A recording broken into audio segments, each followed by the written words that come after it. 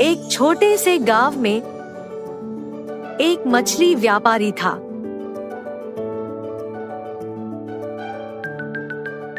जिसका नाम रामू था। वह बहुत लालची था और सोचता था कि वह सबसे ज्यादा पैसे कमाएगा। रामू ने कई सारी मछलियों को खरीदा और बेचने की व्यवस्था की, जिससे उसने बहुत अधिक मुनाफा होना था। रामू जानता था कि लोगों को जो मछलियां सबसे अधिक पसंद आती है, उन्हें ज्यादा पैसे में बेचता था। इसलिए वह लोगों से मछलियों का बेहतर कीमत मांगता था और सड़े हुए मछलियों को भी महंगे दाम में बेचता था। वह लोगों से ज्यादा पैसे कमाने के लिए अपने गंदे उपायों का इस्तेमाल करता था। एक दिन रामू ने अपनी दुकान में जोड़ीदारियों की बजाय उबली हुई मछलियों की बिक्री करने का निर्णय लिया। वह लोगों को बताता था कि उबली हुई मछलियां सेहत के लिए बहुत अधिक फायदेमंद होती है और इसलिए वह उन्हें ज्यादा मूल्य में बेचेगा। लोग उसकी बातों में आ गए और वह अपने उबली हुई मछलियों की बिक्री शुरू हो गई और लोग इसमें रुचि लेने लगे। लेकिन उन्हें यह नहीं पता था कि रामू अपनी दुकान में सच में उबली हुई मछलियों की बिक्री नहीं कर रहा था। वह सच में साबुन और पानी के इस्तेमाल से मछलियों को उबलता था और उन्हें उबली मछलियों के रूप में बेच रहा था। इस तरह रामू के उपायों से लोग अस्वस्थ होने लगे और इस वजह से उनकी डिमांड में कमी आने लगी। इसके बावजूद रामू अधिक पैसे कमाने के लिए और अधिक दलाली करने लगा। एक दिन उसके दुकान में एक ग्रामीण महिला आई और उससे मछलियों की खरीद करने के बाद रामू ने उसको ज्यादा मूल्य में मछलियां बेची।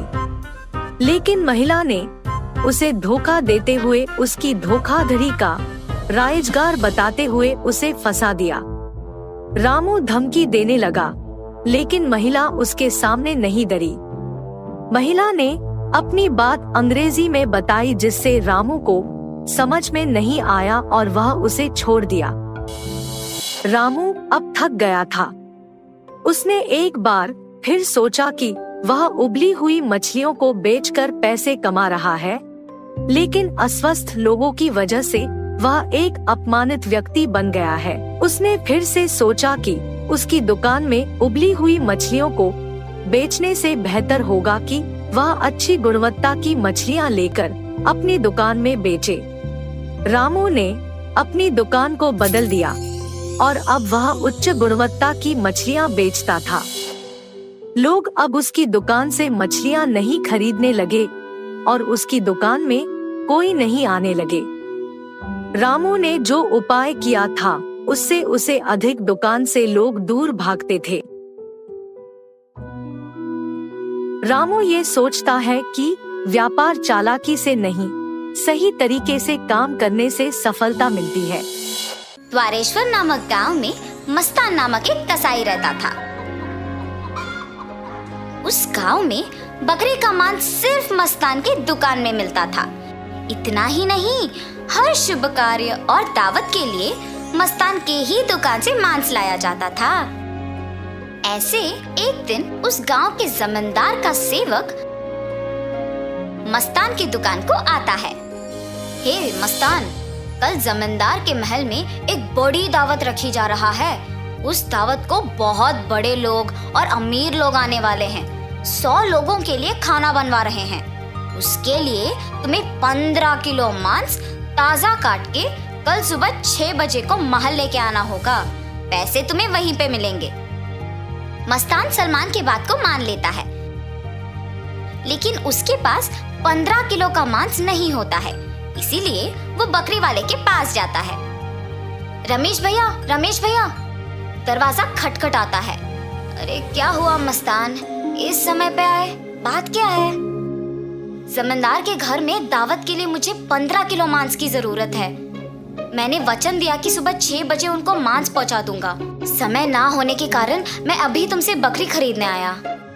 हाँ, तो ये है बात।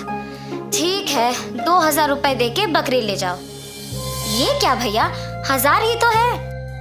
अब जमींदार के लिए है तो कम से कम 2000 होगा ही ना। अगर तुम्हें नहीं चाहिए तो रहने दो, मैं आराम से सो जाऊंगा। नहीं नहीं भैया, मैंने वचन दिया है, अब पीछे नहीं हट सकता। मैं दे दूंगा 2000। ऐसे कहकर 2000 दे के बकरी खरीद के घर चलते हुए सोचता है, जमाए हुए पैसे एक दिन में खर्च हो गए। कोई बात नहीं, जमींदार के दावत के लिए मांस पहुंचाने के बाद पैसे मिलेंगे ना। अभी जल्दी से काम शुरू करके सुबह तक पहुंचा देना होगा।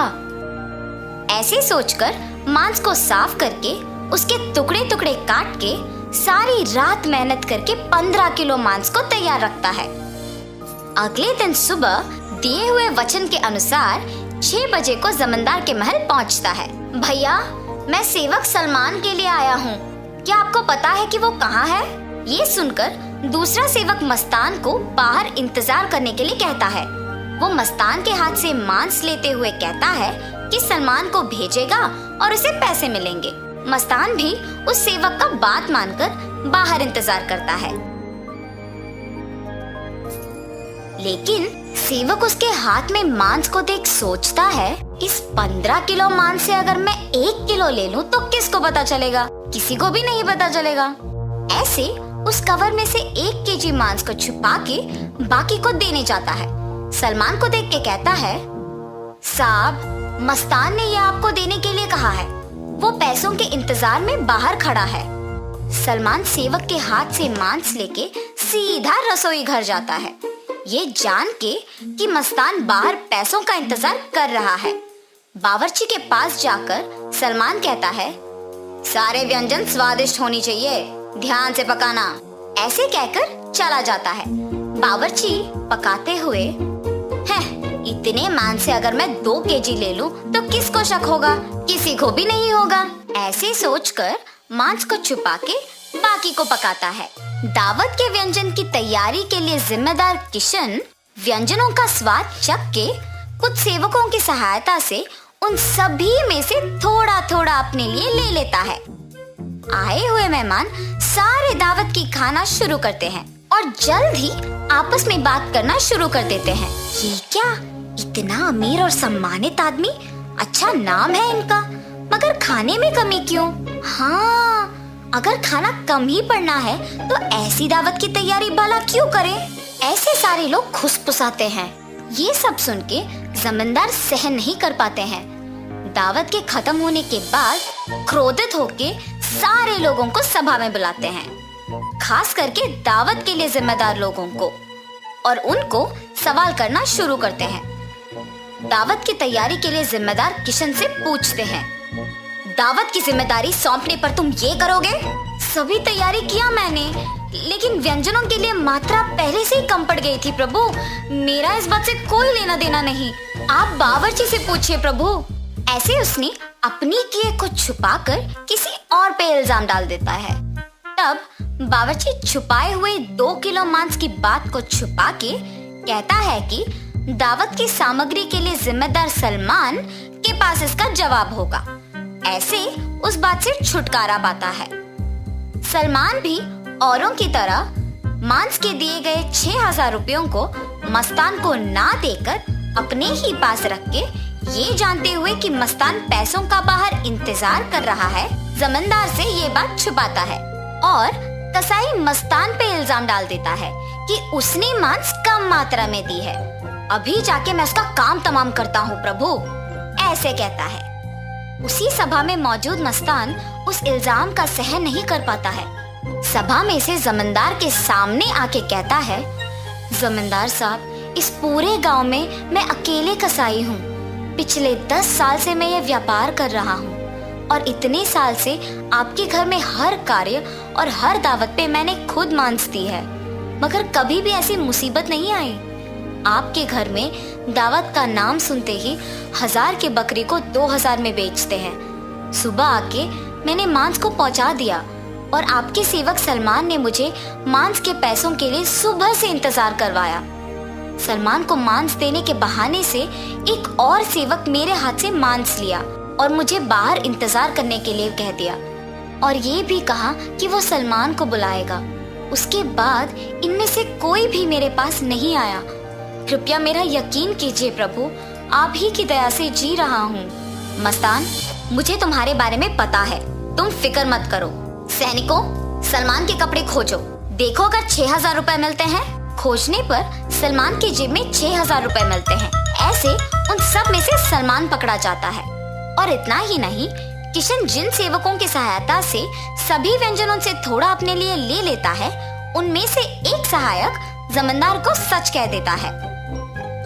बावर्ची का झूठ बैग में रखे मांस कोई सेवक को मिलने पर बाहर आ जाता है और पहला सेवक जिसने 1 किलो छुपा लिया, उसने डर के मारे अपनी गलती मान ली।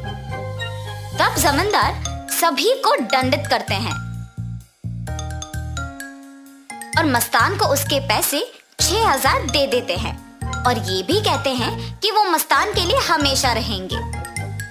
तो इस कहानी का नैतिक क्या है? गलती का सजा मिलेगी ही मिलेगी, इसीलिए ईमानदारी से जीना ही अच्छा है। एक समय में एक गांव में वीरेंद्रा नामक एक बड़े आदमी रहते थे। वो बूढ़ा आदमी उसके बेटे रोहित, बहू सरला और पोता रोशन के साथ एक छोटे से घर में रहता था। रोहित उसी गांव में खुद के एक व्यापार करता था। उसमें चिकन रोल्स और एग रोल्स बनाकर उन्हें बेचता था और उसके द्वारा आए हुए पैसों से उसके परिवार का देखभाल करता था। एक दिन वो हमेशा की तरह चिकन रोल्स बना के बेचने लगता है। चिकन रोल, गर्मा गर्म चिकन रोल, स्वादिष्ट चिकन रोल, आइए बाबू आइए, ऐसे जोर जोर से चिल्लाते हुए आते जाते लोगों को वो पुकारता था। एक दिन उसके पिता उसके दुकान जाते हैं। बेटा रोहित, मुझे बहुत भूख लग रहा है। बहू ने अब तक घर में कुछ बनाया नहीं और मैं रुक नहीं पा रहा हूँ, इसलिए मैं यहाँ आया हूँ।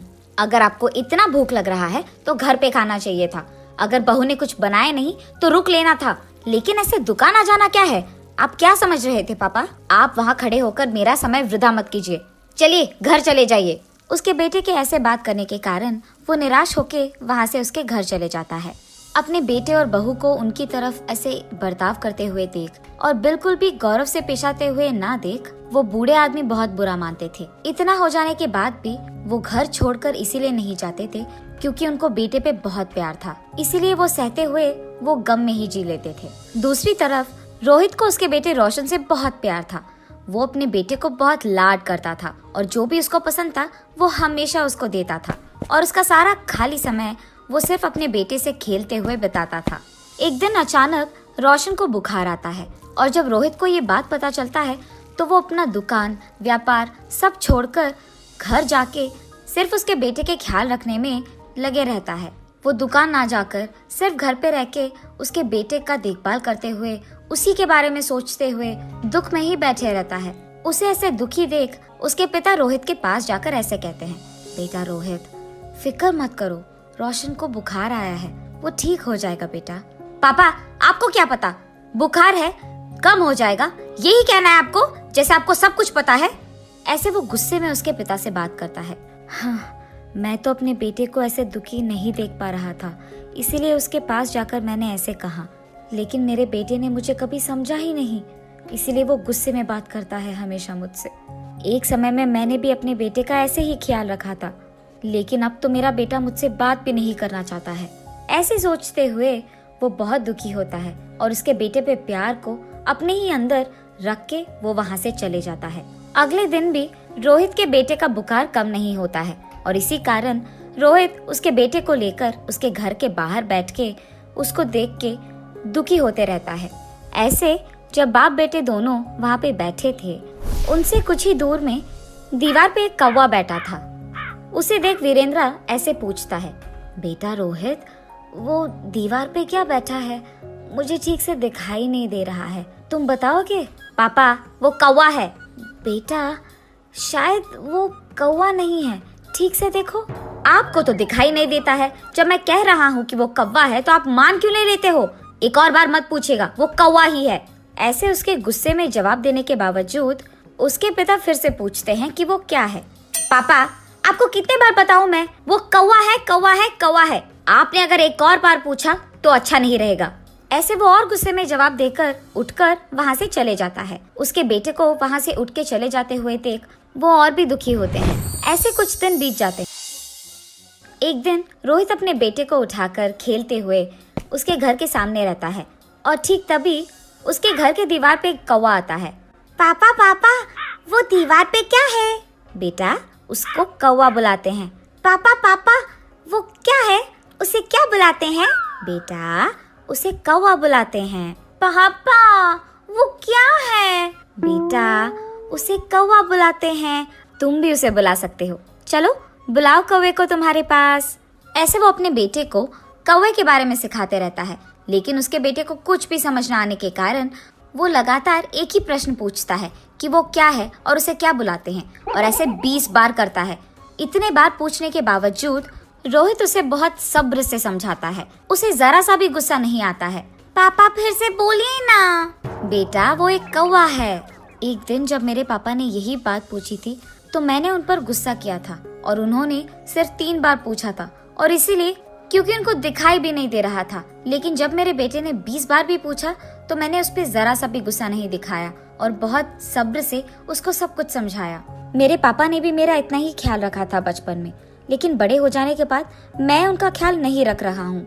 ऐसे सोचते हुए वो बहुत दुखी होता है और ठीक तभी उसको घर के अंदर से जोर जोर की आवाजें आने लगती है। मेरी बीवी किससे बात कर रही है? ये सोचते हुए वो घर के अंदर जाता है। तुम्हारा बेटा तुम्हारा ख्याल नहीं रखता है, मैं भी तुम्हारा ख्याल नहीं रखती हूँ, फिर भी आप इसी घर में रहते हो, कभी बाहर जाते ही नहीं हो।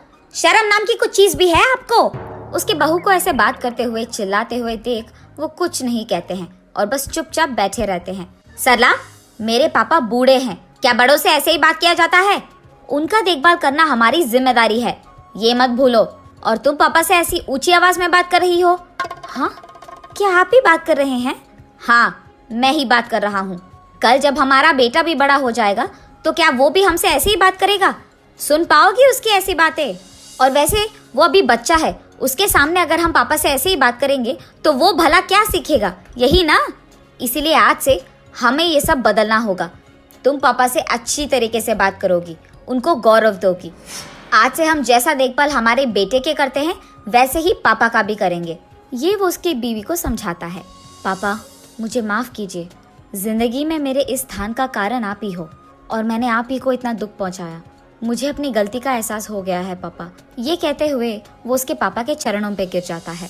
बेटा, तुम्हें बदलाव आ गया है, बस यही काफी है इस जिंदगी के लिए। मेरे बारे में ऐसा सोचकर दुखी मत हो बेटा, तुम बदल गए हो, मैं खुश हूँ। जी पापा, आइंदा मैं आपको कभी ऐसे दुख नहीं पहुँचाऊंगा और आपसे कठोर तरीके में नहीं बात करूंगा। आपका मैं बहुत अच्छा ख्याल रखूंगा, आपकी खुशी मेरी जिम्मेदारी। ऐसे ही तब से रोहित उसकी गलती का एहसास करके उसके पिता को उसके बेटे की तरह ही देखता है और रोहित के पिता भी इसी खुशी में जीते रहते हैं। और ऐसे रोहित को उसके गलती का एहसास होकर उसके दुकान में चिकन रोल्स, एग रोल्स बनाते हुए घर को भी संभालता है और ऐसे सभी खुश रहते हैं। दूध वाला। बिकनूर नामक एक नगर में रहता था एक राजा चंद्रसेना। उसका मंत्री कबीर सिंह उसके दूध का कारोबार संभालता था। उन्होंने बहुत सारे स्वस्थ गायों को पाला जो अच्छा और गाढ़ा दूध देते थे। ये दूध सारे गांव में बेचा जाता था।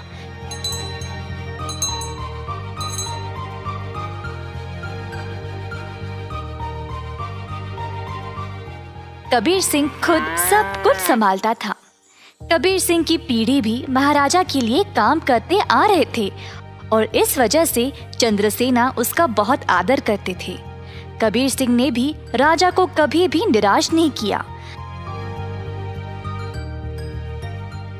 सारे गांव में उसका अच्छा नाम था। हर रोज कबीर सिंह खेत पर जाता था। उसने बहुत लोगों को काम पे रखा गायों की देखभाल के लिए, ताकि वे अच्छे से खाए और सेहतमंद रहे। गायों को घास चराने के लिए वह दिन में कम से कम 2 बार भेजता था।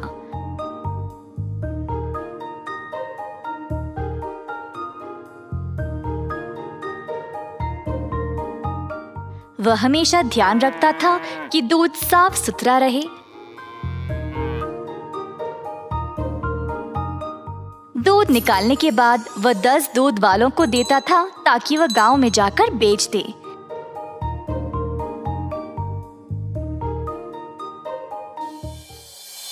दूध वाले कबीर सिंह को पैसे देते थे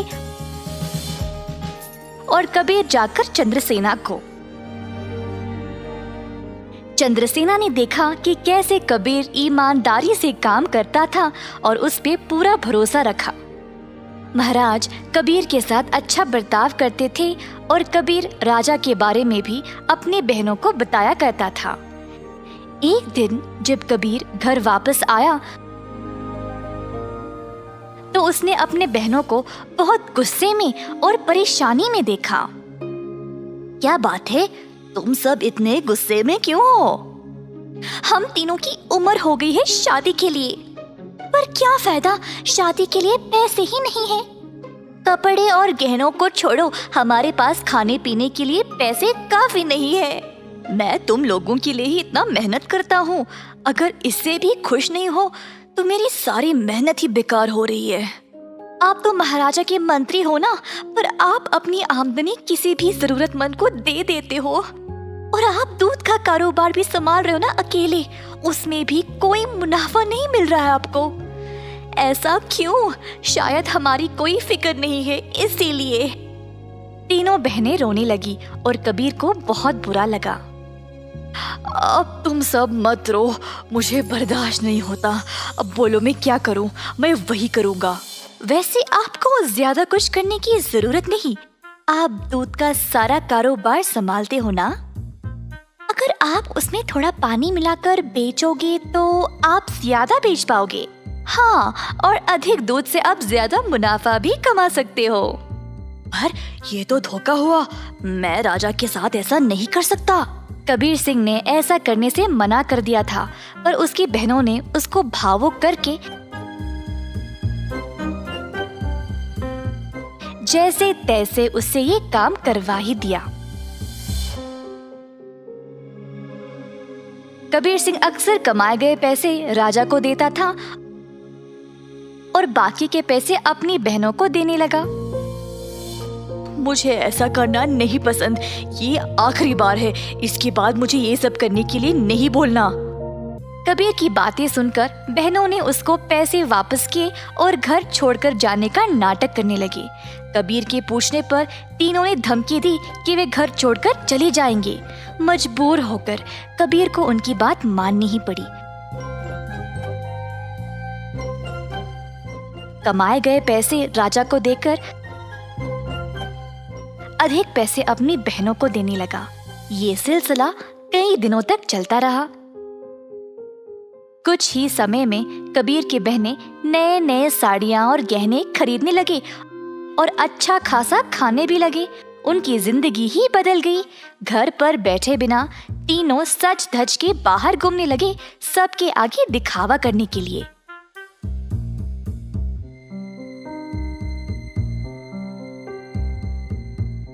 गांव के सारे लोग हैरान रह गए और आपस में बातें करने लगे। ये 3 बहनें कबीर की कमाई को ऐसे इस्तेमाल कर रहे हैं। मैंने कभी नहीं देखा किसी को ऐसा करते हुए। पर कबीर सिंह के पास इतने पैसे आए कहाँ से? सब लोग कबीर के बारे में बातें करने लगे और बाकी के मंत्री कबीर की कमाई पर ईर्ष्या करने लगे, तो इस बात पर जांच करना शुरू कर दिए। जल्द उनको सच पता चल गया कि वह दूध में पानी मिलाकर बेच रहा था। 70% राजा को देकर बाकी के 30% अपनी जेब में डाल रहा था। खेत के कारीगरों से मंत्रियों ने ये बात का पता लगाया। सारे मंत्री गए राजा के पास और उनको पूरा सच बता दिया। अब क्योंकि राजा को कबीर से बहुत लगाव था, उनको इस बात पर यकीन ही नहीं हुआ, पर उनके पास और कोई रास्ता नहीं था सिवाय कबीर को दंड देने का। तीनों बहनें आए कैद खाने अपने भाई को देखने के लिए और उनको बहुत बुरा लगा कि उनकी ही वजह से उनका भाई आज जेल में बंद पड़ा है। बहनों को अपनी गलती का एहसास हुआ और तीनों गए महाराजा के पास और उनको सब सच बताया कि असल में ये सब उन तीनों की ही गलती है और कबीर दोषी नहीं है। उन्होंने राजा से भीख मांगी कबीर को छोड़ने के लिए। जब राजा ने ये सब सुना तो उन्होंने तीनों बहनों को भी कबीर के साथ कैद खाने में ही डाल दिया और कहा, दंड केवल गलत करने वाले को ही नहीं, गलत सोचने वाले को और गलती में हिस्सा लेने वाले को भी मिलनी चाहिए।